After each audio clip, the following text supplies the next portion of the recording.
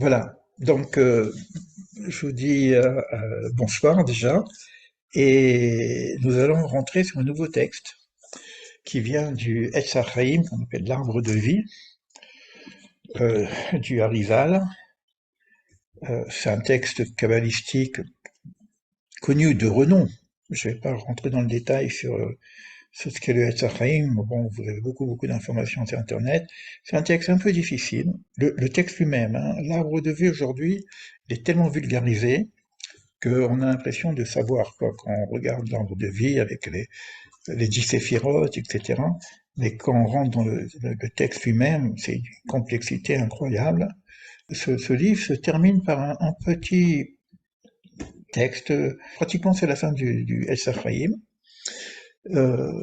et ça reprend quelque chose qui serait apparemment d'une certaine simplicité, mais qui va reprendre l'organisation de ce qui nous sommes, de comment le monde est créé.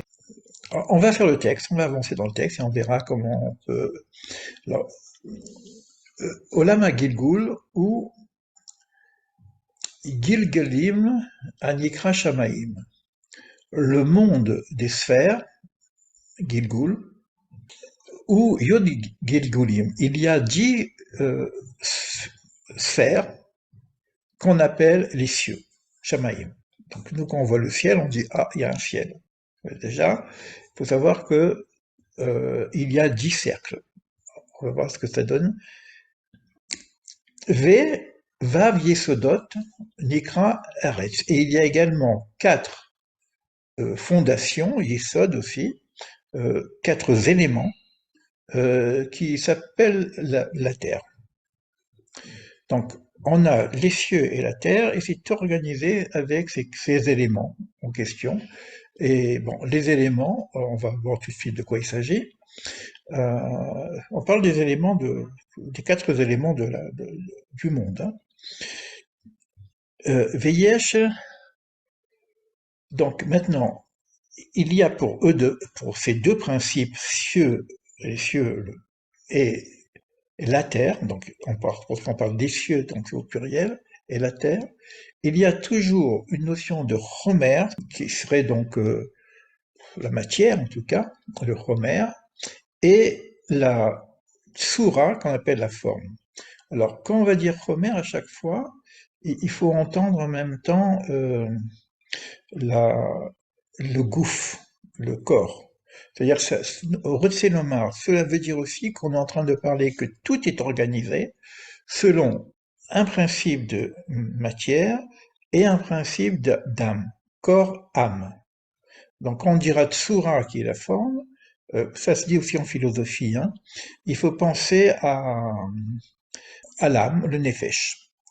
Rotzelmer, Gouf ou Nefesh. On va apprendre la structure de la matière, on va apprendre la structure du végétal, on va apprendre la structure de l'animal, on va apprendre la structure de l'humain et comment ça fonctionne tout ça.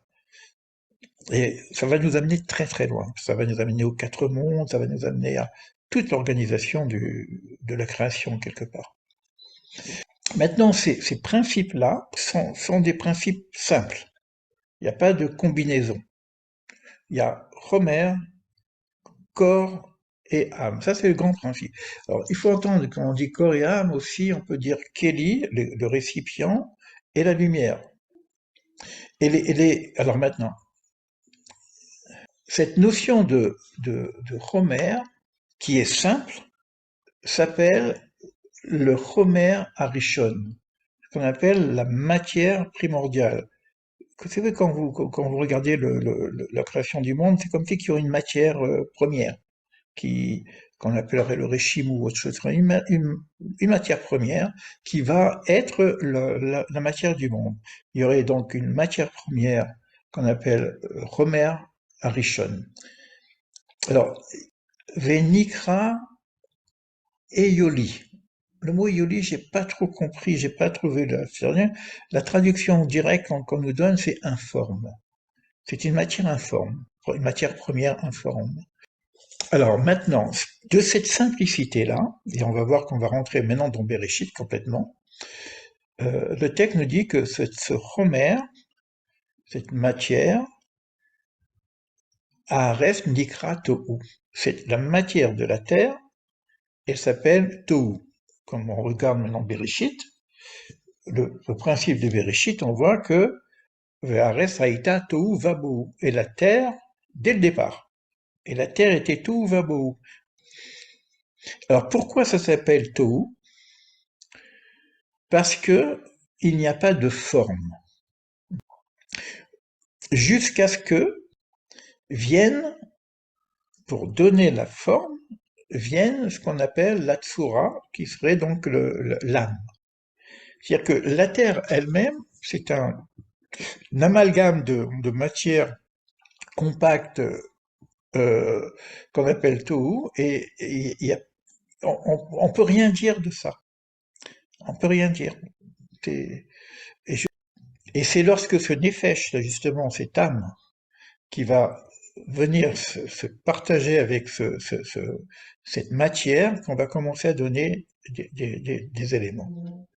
Et quand on dit la terre était tout vabohu, et c'est au moment où il y a la connexion du corps, de la matière et de l'âme, ou de l'or, la lumière, que on commence à dire bohu. Tohu vabohu. Donc là, lorsqu'il y a l'association des deux, c'est plus tohu, mais c'est bohu. Alors c'est quoi bohu? Or, c'est quelque chose qui s'explique. Bohu. Beau, en lui, il y a où. Je reste sur ça, où, c'est quoi, c'est lui. C'est-à-dire qu'on voit que maintenant, dans la matière, on retrouve, parce que là, on voit rien, on est dans les ténèbres complètement, mais là, on va voir que il y a lui. Et ces quatre yesodot, c'est-à-dire ces quatre éléments de fondation, en tout cas, vont pouvoir maintenant être, même tout en étant simples, très très simple encore, parce qu'après il va y avoir des mélanges entre les éléments, mais pour l'instant on a quatre éléments. Apparaissent quatre éléments qui sont le feu, Esh, on va dire l'air, Ruach, je dis en hébreu aussi parce que c'est important, parce que ça va nous amener à d'autres notions sur les notions de l'âme, etc. Maïm, l'eau, et ce qu'on appelle la terre, mais bon, c'est Afar, la poussière, pas la terre en termes que notre terre, mais la partie terre de la terre, quoi. Donc il y a ces quatre éléments, Bachomer ou Tsura. Alors ça, c'est intéressant parce que si on prend de la matière, je comprends que la matière, elle est avec ces quatre éléments, mais on dit aussi dans l'âme. Alors, c'est quoi le feu dans l'âme? C'est quoi le vent dans l'âme? C'est quoi le roi dans l'âme? C'est quoi l'eau dans l'âme? Et c'est quoi le afar, la poussière ou la terre dans l'âme? En tout cas, la constitution de ces deux principes qui sont matériels et spirituels, si vous voulez prendre ce terme-là, sont organisés autour de quatre grands principes. Ve'az nikra bohu, et là donc c'est pour ça qu'on les appelle bohu, yachad, quand ils sont ensemble. Quand c'est séparé, on dit rien.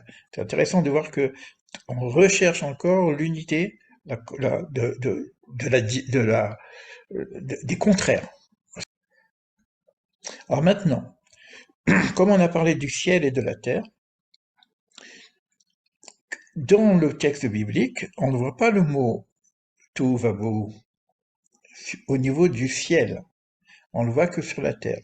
Mais les éléments, dès qu'on parle du ciel, ce sont des éléments qui sont tellement purs qu'on ne peut pas les appeler Tohu. C'est pour ça que dans le texte biblique, on ne voit pas Tohu. On dit rien.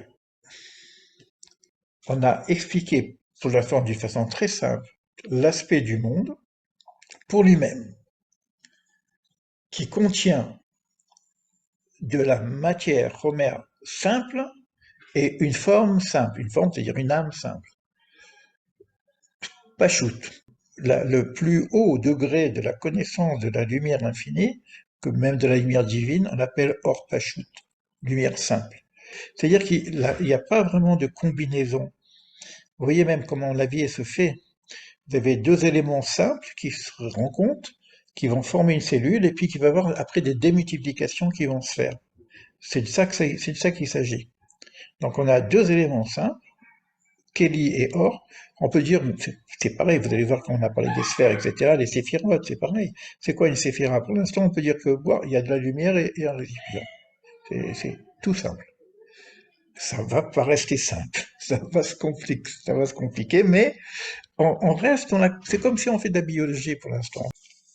Donc, quatre éléments simples, non agencés, ni assemblés, euh, pour la Terre et pour le ciel.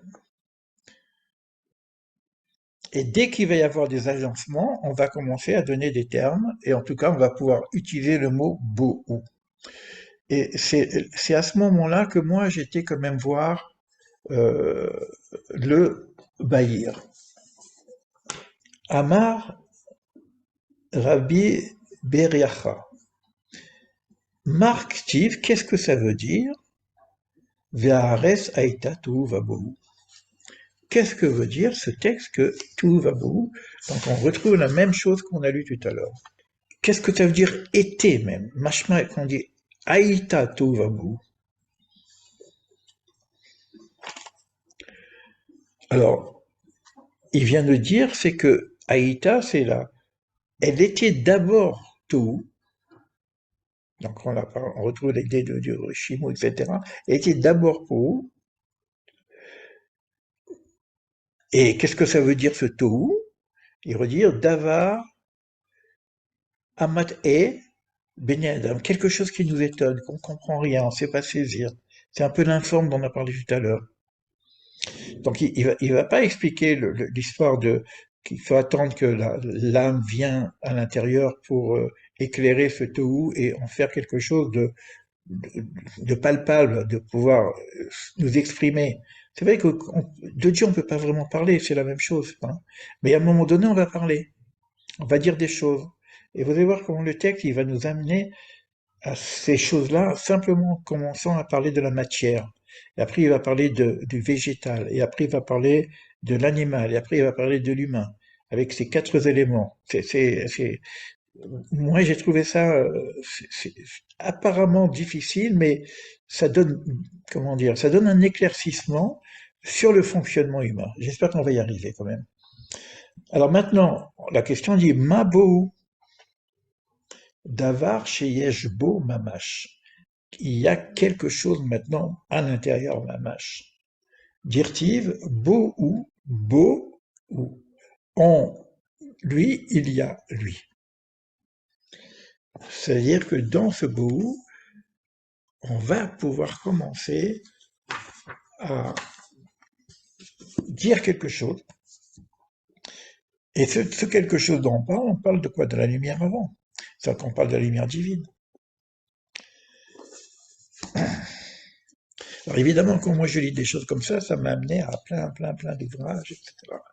Alors, on va avancer maintenant je reprends le texte. Ah oui, c'est Beata, Nédaber. Maintenant, on va commencer à parler des créatures. Pour l'instant, on a parlé des éléments. D'accord? On sait qu'il y a deux principes, matière et âme, ok? Et puis quatre éléments simples. Maintenant, on va parler des créatures. C'est comme si ça, c'était les yésodotes, les principes de ce qui va devenir les créatures. Il va y avoir plusieurs créatures différentes. Maintenant, on va commencer à parler des créatures qui vont être la force dans le monde, les forces, les principes du monde.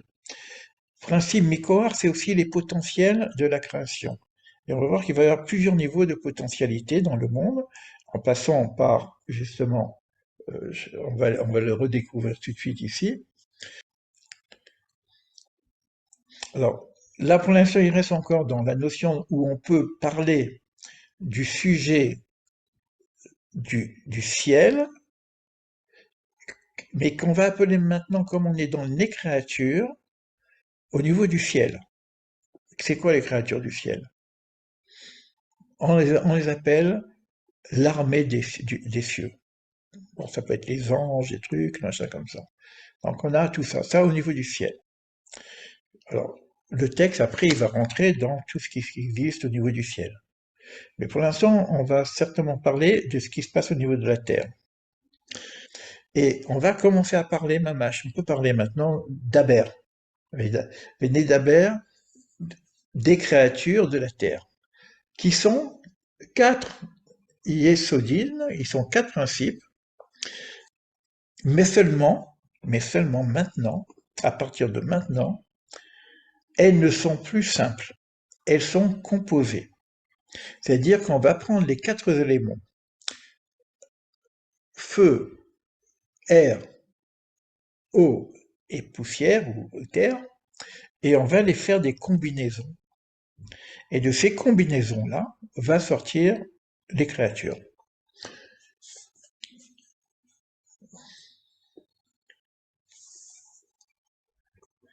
Qui seront toujours, il ne faut pas oublier le principe maintenant, toujours basées sur Homer et Tzora.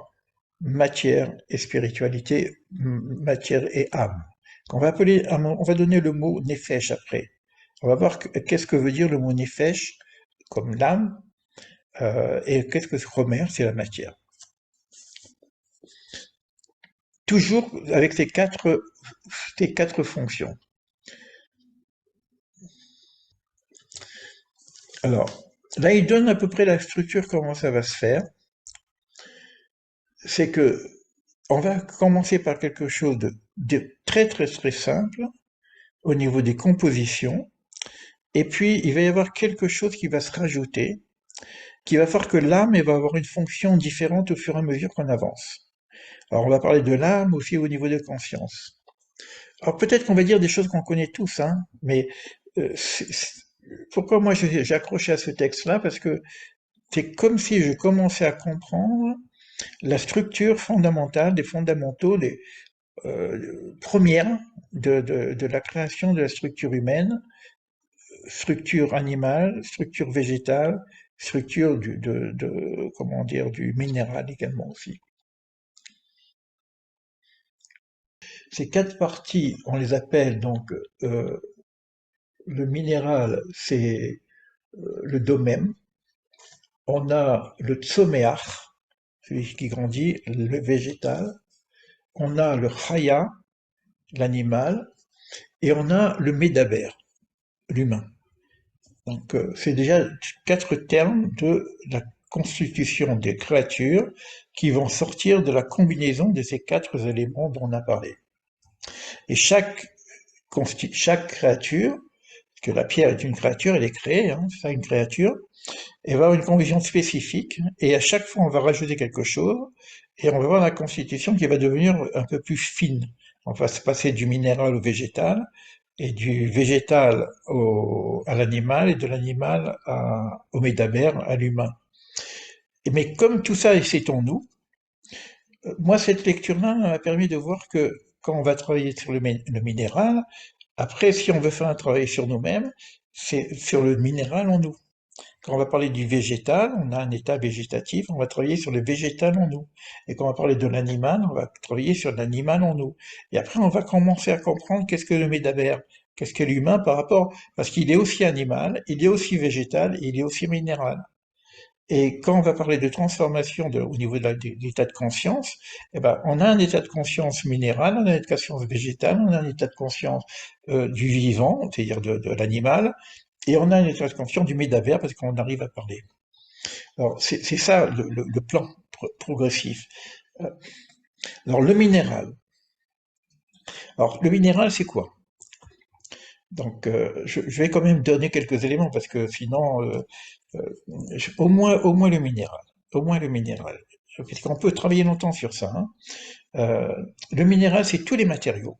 Tout ce qui est minéral, tous les matériaux, mais c'est aussi les pierres précieuses.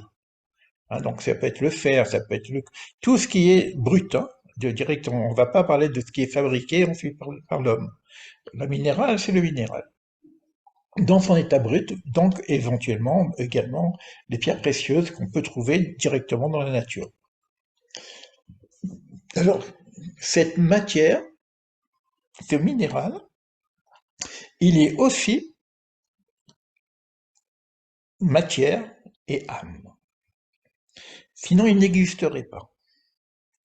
Donc ça veut dire que là déjà, on a une idée, on va voir que l'âme, elle est une conscience, c'est pas vraiment, est-ce que la pierre est consciente d'exister? Non, mais elle existe.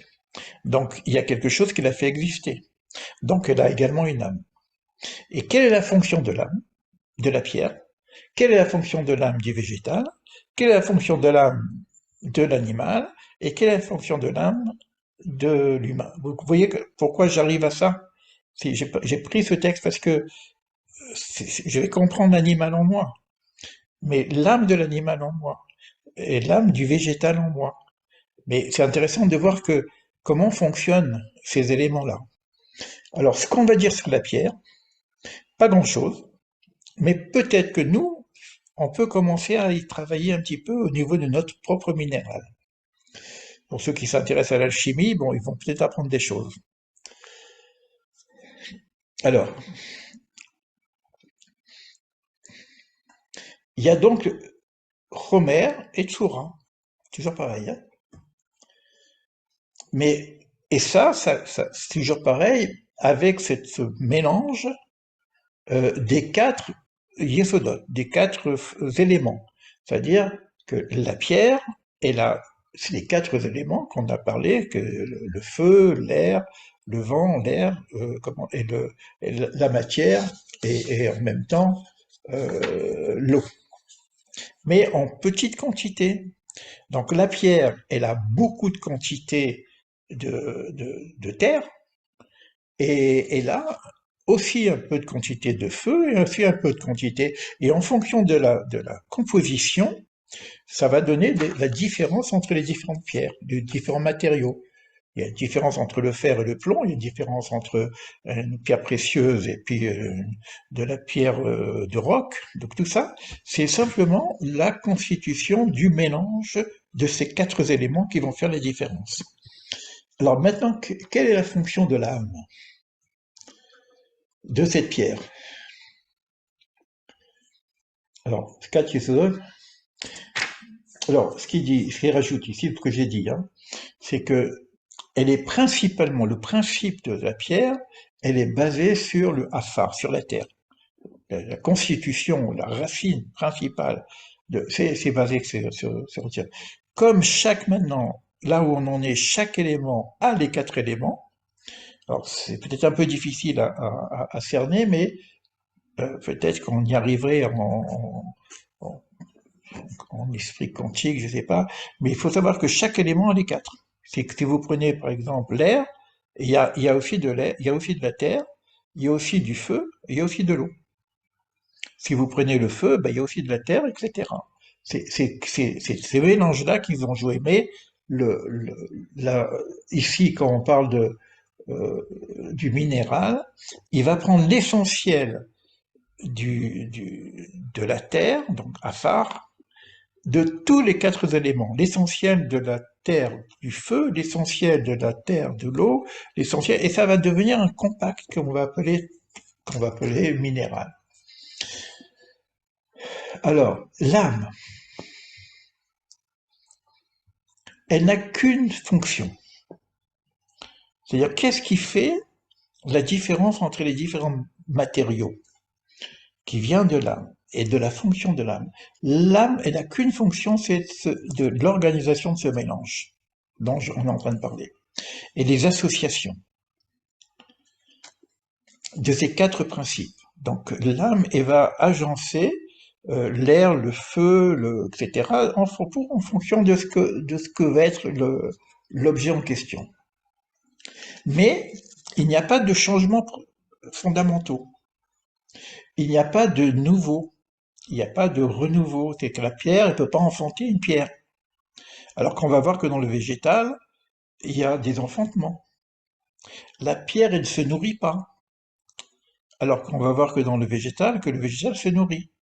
on verra que le végétal ne peut pas se déplacer, alors que c'est l'animal qui va aller dans le mouvement. Donc que c'est comme ça qu'on avance progressivement.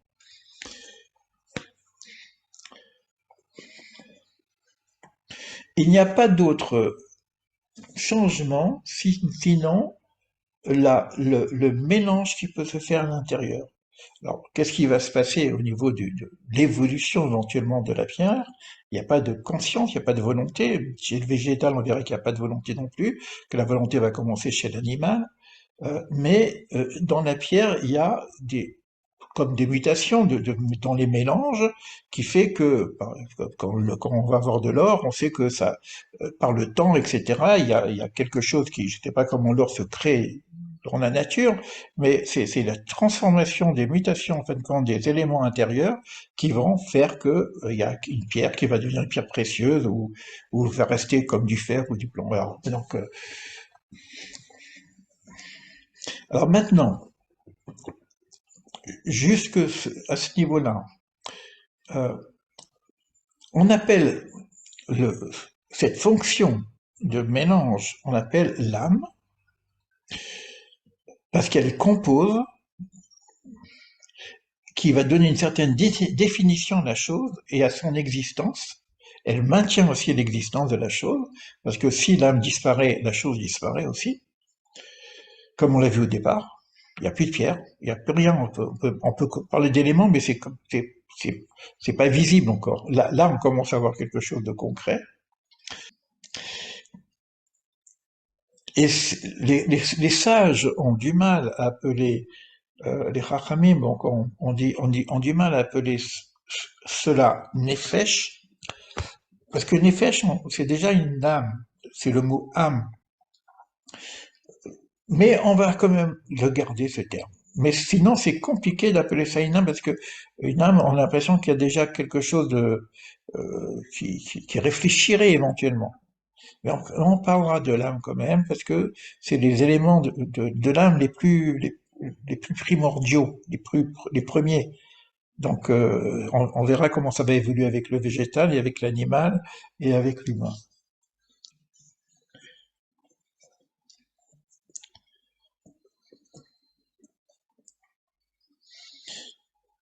Donc, ils ne peuvent pas rajouter quelque chose de plus.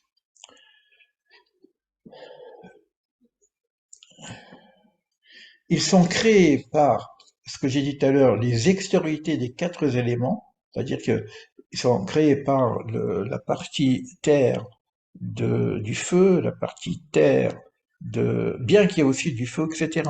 Donc il faut imaginer la subtilité des compositions de ces quatre éléments par rapport à la terre.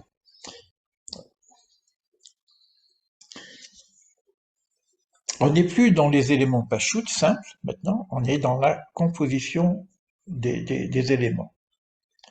Et c'est cette partie-là, l'intention de cette création, c'est la partie la plus basse, on pourrait dire, dans les fondamentaux de la création. Alors, ça c'est le premier élément. Tout le reste va devenir de plus en plus compliqué. Juste, je vous donne pour que vous ayez un peu le goût à la suite. C'est que on va commencer à voir avec le végétal qui a plusieurs fonctions de l'âme qui vont se répartir en plusieurs parties. Les premières fonctions de l'âme, c'est le fait de pouvoir grandir et de pouvoir engendrer des graines qui tombent et qui refont de nouveaux arbres ou de nouvelles plantes. Et, et puis, il y a aussi cette de se nourrir. Donc, elles se nourrissent, les plantes, elles se nourrissent de l'environnement, de la terre, etc., de l'eau qu'on leur donne, etc. Et cette fonction de nourriture, on va voir toute la fonction digestive du végétal. Mais l'idée, c'est pas simplement de faire de la biologie et de faire de l'agronomie pour savoir comment un végétal fonctionne. L'idée, c'est après de revenir à notre propre nature. Et lorsque moi, je veux me transformer en conscience et me grandir, je peux regarder qu'est-ce qui se passe au niveau de mes minéraux, qu'est-ce qui se passe au niveau de mon végétal, qu'est-ce qui se passe au niveau de mon animal, et qu'est-ce qui se passe au niveau du médabère. Comment j'arrive à la conscience consciente jusqu'au point de pouvoir parler et de communiquer. C'est pour ça qu'on appelle que Médabère. La communication des animaux, on va voir comment ça fonctionne. On va voir que le Médabère, c'est-à-dire l'homme, il a une autre fonction de communication au niveau de la parole. Sur ce, je vais pas aller plus loin parce que ça va rentrer dans la complexité. Vous imaginez que là, on a parlé des éléments très simples. Vous imaginez comment ça va rentrer dans la complexité au niveau de ces quatre éléments de base et comment ça va être constitué dans le végétal. Alors, je peux vous déjà dire que le végétal, le principe du végétal, c'est l'eau, et le principe de l'animal, ça va être l'air, et le principe de l'humain, ça va être le feu, principe de base. Mais il a les quatre aussi, évidemment. Après, pourquoi le feu, etc., on va voir au niveau des âmes comment ça fonctionne. Mais moi, je me suis arrêté sur ça, et je voulais réfléchir avec vous, et on va en partager un petit peu, euh, ce qu'on appelle la transformation du métal. Quand on parle, par exemple, et c'est peut-être il va y avoir une différence entre la... Parce que c'est une forme d'alchimie aussi, hein, euh, mais on va voir qu'il y a peut-être une certaine différence entre ce qu'on connaît de l'alchimie. Pour ceux qui connaissent, bon, je ne vais pas rentrer dans le détail de l'alchimie, mais c'est une transformation, quand on parle d'une transformation du plomb en or. C'est, qu'est-ce qui se transforme? C'est la matière. C'est la composition de ces quatre éléments qui peuvent transmuter et passer du plomb en or. Alors la question qu'on doit se poser, parce que il n'y a pas de végétal là-dedans, il n'y a pas d'animal, c'est simplement la transformation des éléments minéraux dans la composition des quatre principes. Celui qui travaille sur ça, que par la chimie ou par l'alchimie, est-ce qu'il travaille en même temps, parce que ça touche l'âme l'âme du minéral. Alors chez nous, on a ces minéraux. On a du fer. On a besoin de fer. On va le retrouver dans l'alimentation. On va retrouver tous les minéraux nécessaires à la constitution du sang, etc. Les os, il y a du minéral, etc. Maintenant, quand on parle d'une transformation intérieure de notre minéral, qui va toucher l'âme minérale intérieure de nous, qu'est-ce qu'il peut y avoir comme connexion, relation avec la conscience? Est-ce que c'est une conscience primaire qui bouge? Est-ce que je peux dire que ma conscience végétale va aussi bouger? Ou le minéral qu'il y a dans le végétal va bouger? Ou le minéral qu'il y a dans l'animal que je suis va bouger? Ou le minéral qui est dans le médabère va bouger? Est-ce que ça se limite au minéral? Ou est-ce que j'ai besoin d'autre chose pour aller encore plus loin? Et vous allez voir que si on reste dans cet aspect de la mutation, de la transformation, de l'élévation de la conscience, quand je vais arriver à un autre produit, comme le végétal, on va voir que dans le temple, par exemple, il va y avoir les encens. Il va y avoir le sacrifice des encens. Il y a toute une littérature chimique, non pas le chimique, mais là on parle d'autre chose, mais c'est au niveau des végétaux. Donc il y a tout un travail que je ne connais pas dans la chimie, si on parle du pain, si on parle des pains des prépositions, de tout ce qui est végétal, et des mutations qu'il peut y avoir au niveau du végétal en nous. Évidemment, il y a le minéral, mais le végétal. Et après, il va y avoir tous les éléments animaux. Comment ça se passe? Et là, on va rentrer dans ce qui se passe au niveau du temple. Et qu'est-ce qui se passe au niveau de l'humain? Comment le médabère, il va pouvoir évoluer son dibour, sa conscience en parole, qui lui permet justement d'arriver à une certaine, pourquoi pas, mutation aussi. Et qu'est-ce que c'est que cette mutation? Et là, ça va nous amener à des disons, une complexité, je dirais, où on va retrouver, j'espère qu'on y arrivera, il vous fera quelques éléments pour ça, on va arriver à la constitution des quatre mondes, des quatre niveaux d'âme de l'être humain. Ruach, on va parler de l'air, mais Ruach, on va parler de la Neshama, on va parler de la Chaya, on va parler de Yehida, on va parler aussi du Nefesh. Donc on va retrouver un petit peu tous ces éléments-là dans l'âme de l'être humain. Et on va retrouver dans les quatre mondes. Donc, et la complexité va devenir, tout l'arbre de vie va sortir de là. Et on va retrouver le nom divin dans les quatre niveaux d'âme, puisque ça correspondra à l'arbre de vie. On commence d'une façon assez simple. Il faut peut-être rentrer peut-être un peu plus dedans, comprendre ces constituants pour pas se perdre et pour nous aider ensuite à peut-être vivre quelque chose de, je ne sais pas. Voilà. Bon, on va passer au partage. Euh, on a un petit peu de temps encore pour échanger entre nous. Je mets. Alors, si vous voulez partager, vous pouvez rester sans caméra, sans caméra. Vous n'avez pas besoin c'est enregistré, hein, mais